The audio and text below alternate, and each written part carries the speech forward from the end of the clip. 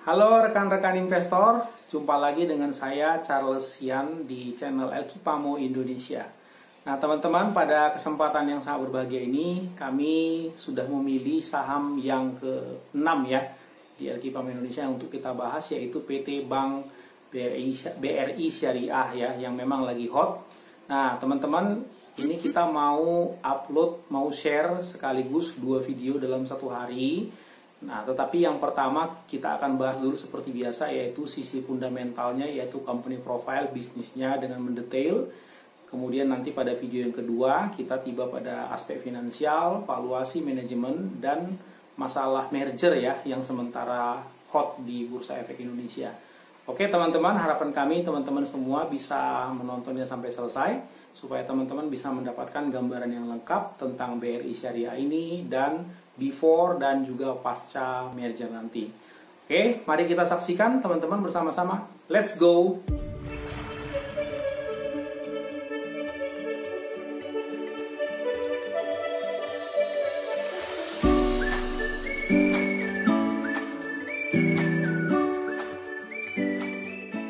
Oke teman-teman, kita langsung ya. Jadi kita sudah sampai pada analisa fundamental lengkap saham yang ke-6. Kami sengaja memilih emiten khusus yaitu PT BRI Syariah ya, yang sementara hot-hotnya sekarang di Bursa Efek Indonesia. Sektor keuangan dan subsektor perbankan, ini adalah video bagian pertama dari 2 video teman-teman. Memang sekarang sementara hot dibahas mengenai masalah merger ya. Sementara dibahas mengenai masalah merger BRI Syariah, BNI Syariah, dan juga Mandiri Syariah. Tetapi ada baiknya menurut kami kita pahami dulu baik-baik ya teman-teman tentang masalah BRI Syariah ini dan juga kondisi bisnisnya beserta prospek masa depannya, agar supaya kita bisa mendapatkan gambaran yang komprehensif atau lengkap untuk membayangkan pasca merger nanti. Oke teman-teman, mari kita lanjutkan. Sebelum kita lanjutkan teman-teman, seperti biasa jangan lupa subscribe, like, comment, and share ya, supaya teman-teman bisa mendapatkan info yang terbaru dan terbaik dari kami senantiasa, dan juga mohon dibantu supaya banyak orang mendapatkan manfaat dari channel Elkipamo Indonesia ini, supaya bangkit banyak investor di seluruh Indonesia. Oke teman-teman, mari kita mulai. Kita mulai dari company profile dan bisnisnya dulu seperti biasa ya teman-teman. Jadi Bank BRI Syariah Tbk ini adalah perusahaan yang bergerak di bidang bank umum yang melaksanakan kegiatan usaha berdasarkan prinsip syariah.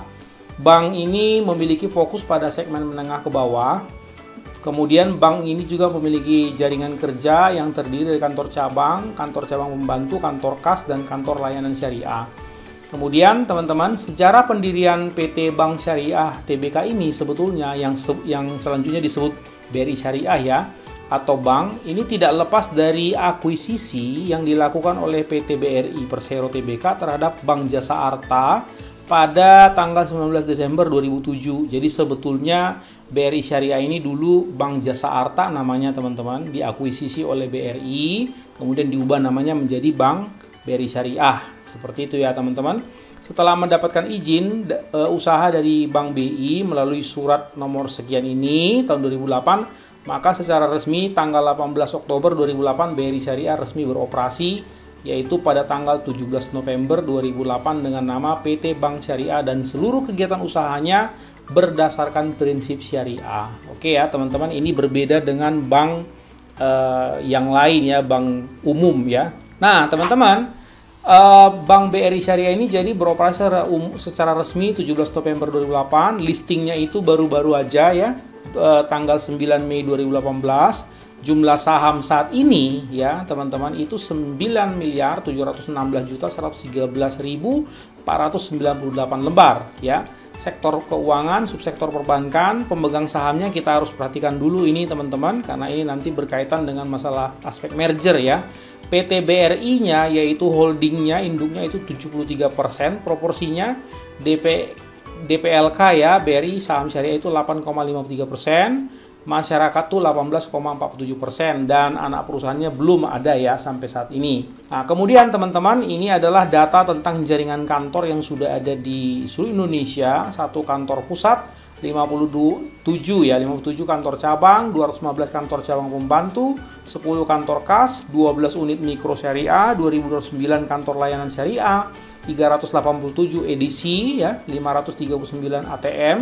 Nah, ini Anda bisa perhatikan ini teman-teman, 539 ATM untuk seluruh Indonesia, ini sangat-sangat kecil sekali ya, sangat sedikit. Kemudian 25 mobil ATM, 522 laku pandai, kemudian 5.932 karyawan ya.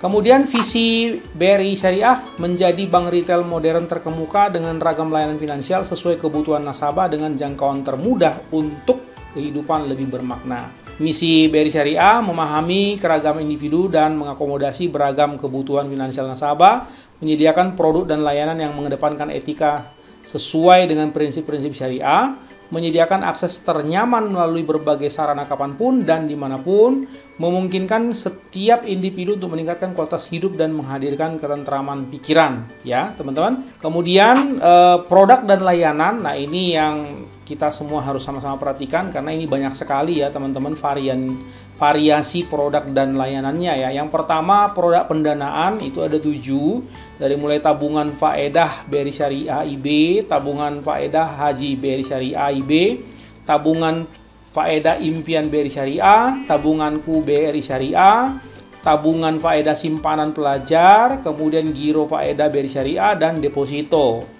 Kemudian bagian pembiayaan retail consumer itu ada Gria Faedah BRI Syariah, KPR Sejahtera BRI Syariah, Oto Faedah BRI Syariah ya. Kemudian ada Gadai Faedah BRI Syariah, Gadai Faedah BRI Syariah yaitu pembiayaan kepemilikan emas atau PKE ya. Multi Faedah BRI Syariah, Multi Faedah BRI Syariah khusus untuk pembiayaan umroh. Kemudian Purna Faedah BRI Syariah, Prapurna ya. Kemudian Purna Faedah BRI Syariah. Oke. Kemudian yang bagian ketiga, pembiayaan retail kemitraan. Teman-teman, ini ada Mitra Faedah BRI Syariah, bagian multi finance. Kemudian ada bagian koperasi karyawan. Kemudian ada Baitul Mal wa Tamwil ya. Kemudian ada bagian linkage channeling. Kemudian retail Faedah BRI Syariah, ada bagian modal kerja dan investasi, kemudian ada bagian pembiayaan modal kerja revolving ya, PMKR BRI Syariah. Kemudian bagian keempat ada Mitra Faedah BRI Syariah, itu kerjasama institusi atau perusahaan. Baru kemudian yang kelima adalah pembiayaan mikro, yaitu Mikro Faedah dan KUR. Jadi banyak sekali ya teman-teman unit-unitnya. Coba kita perhatikan teman-teman struktur perusahaannya ya. Holdingnya adalah BRI. Dari 7 anak perusahaan BRI ini, BRI Syariah adalah salah satunya, di mana BRI adalah pemegang saham pengendali sebesar 73% ya. Jadi BRI Syariah ini dimiliki oleh Bank BRI 73% ya, proporsi sahamnya itu maksudnya. Teman-teman, coba kita perhatikan ya kemajuan dari industri perbankan nasional. Ini kami dapatkan datanya dari annual report ya.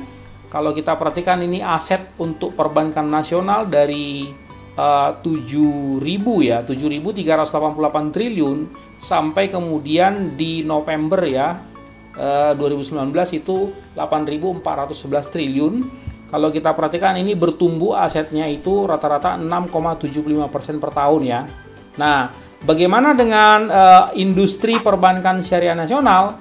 Coba kita lihat dari 424,181 triliun menjadi 507,761 triliun. Ini kalau dihitung pertumbuhan aset rata-ratanya itu 9,47% per tahun, alias lebih besar ya dari perbankan nasional tadi. Nah, teman-teman, ternyata dalam 3 tahun terakhir ini pertumbuhan rata-rata aset perbankan nasional yang adalah 6,75% tadi, dan pertumbuhan rata-rata aset perbankan syariah nasional ini lebih besar lagi, 9,47%. Jadi lebih besar sekitar 30-35% daripada perbankan nasional. Artinya apa teman-teman? Artinya tren pertumbuhan industri perbankan syariah nasional ini saat ini jauh lebih tinggi atau lagi tinggi-tingginya dibanding dengan perbankan secara umum.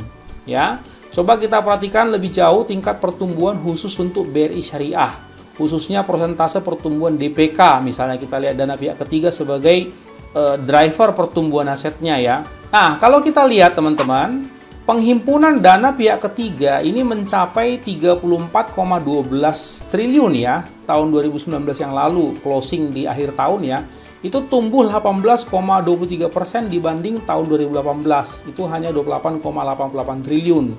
Ini dia dana pihak ketiganya.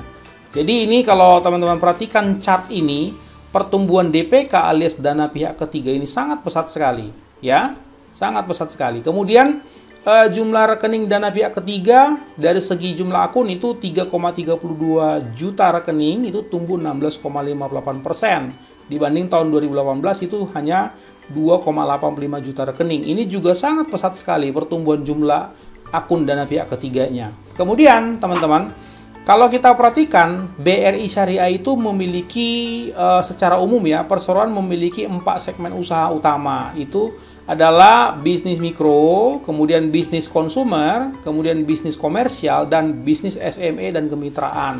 Ya, ada 4 seperti ini. Coba kita perhatikan secara lebih mendetail ya masing-masing unit usaha perseroan ini sebelum kita nanti bicara masalah merger teman-teman, supaya kita tahu sumber-sumber pendapatannya dari BRI Syariah ini. Yang pertama, mari kita lihat kinerja masing-masing ya teman-teman.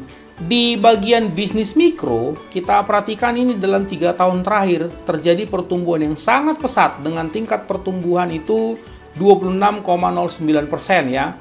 Jadi outstanding pembiayaan bisnis mikro ini mencapai 4,1 triliun tahun 2019, tumbuh 26,09% year on year dibanding tahun 2018 yang masih 3,25 triliun. Jadi angka 26% pertumbuhan ini luar biasa besar sekali loh teman-teman.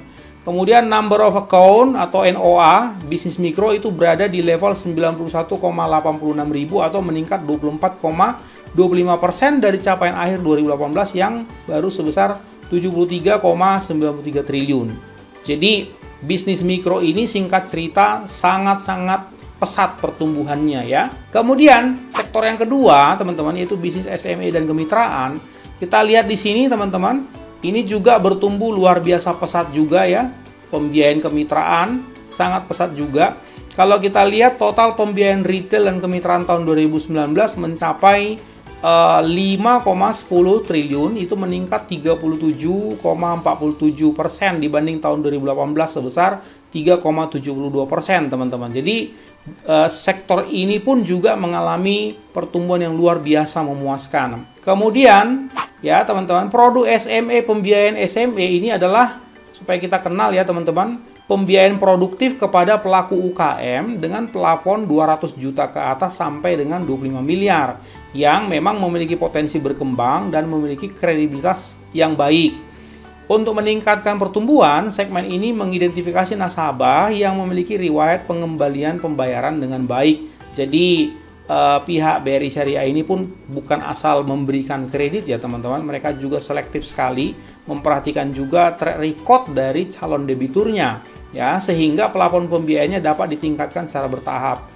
Bisnis kemitraan atau linkage ini adalah pembiayaan yang disalurkan melalui kerjasama dengan lembaga keuangan lain teman-teman yang memiliki karakteristik dan keunggulan masing-masing. Ini juga masih sangat terbuka luas ya teman-teman. Kemudian aspek bagian yang ketiga ya, bagian yang ketiga adalah bisnis konsumer. Kalau kita perhatikan ini teman-teman ya, tingkat pertumbuhannya pembiayaan konsumer ya, pembiayaan konsumer tahun 2019 itu mencapai 8,34 triliun, meningkat 28,70% dibanding tahun 2018 yang baru 6,48 triliun. Luar biasa ya teman-teman. Ini angkanya di atas 20% semua. Kemudian bisnis komersil ya, ringkasan kinerjanya kira-kira seperti ini. Outstanding pembiayaan bisnis komersil BRI Syariah ini meningkat 17,02% menjadi 9,84 triliun ya teman-teman. Ini juga luar biasa ya. Teman-teman, kami harapkan teman-teman bisa lanjut langsung ke video yang kedua. Kami sengaja skip atau pecah menjadi 2 video supaya tidak berkepanjangan. Di video kedua nanti kita akan bahas tentang masalah aspek atau pengaruh merger ya, before and after-nya. Terima kasih banyak teman-teman sudah menyaksikan video kami yang pertama ini. Jangan lupa subscribe, like, and share untuk memajukan channel ini dan juga supaya banyak pihak yang bisa mendapatkan pelajaran sehingga bisa maju ya, bertambah banyak investor di Indonesia. Sampai jumpa teman-teman, salam sukses untuk kita sekalian.